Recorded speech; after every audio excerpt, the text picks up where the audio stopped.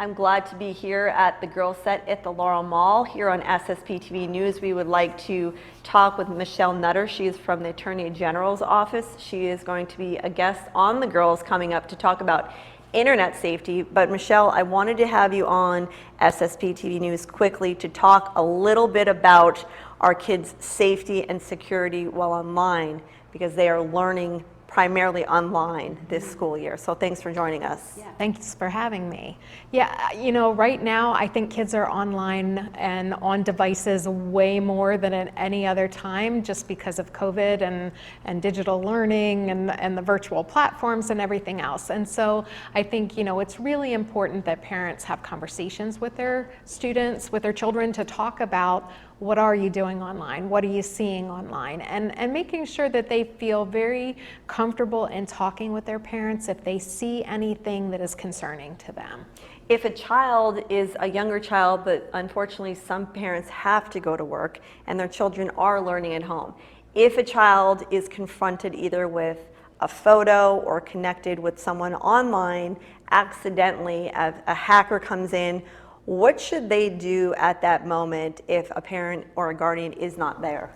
Well, I think, you know, if no one's there, they should shut down that connection and reach out by phone or, you know, FaceTime or whatever it is to their parent right away to let them know, hey, something's going on that made me really scared or really uncomfortable. I know that for certain apps that you have to be 13 or older to be on those apps. Unfortunately, with how school is set up right now, we have kids that are 5 and 6 who are online, mostly with their parents. But again, a parent walks away for a couple minutes to make lunch or to do something. A child is at a computer by themselves at some point of that 8-hour school day. Some tips, I know you said a conversation, but some quick tips or numbers or websites that people can go to get information to keep their kids safe. Sure, so there's some parent guides out there from netsmarts.org and commonsensemedia.org that have some really good tips just in general for parents, but also have specific tips that go with different apps and platforms. That's one thing that they can educate themselves on, to be able to know more about what their children are doing online.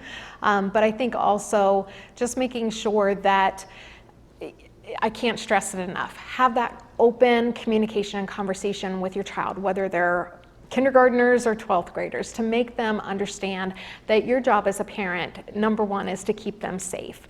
And so if they see anything that scares them or hurts their feelings or just, you know, they're just not sure about, to come and talk to you so that you can do some more digging to find out what's going on.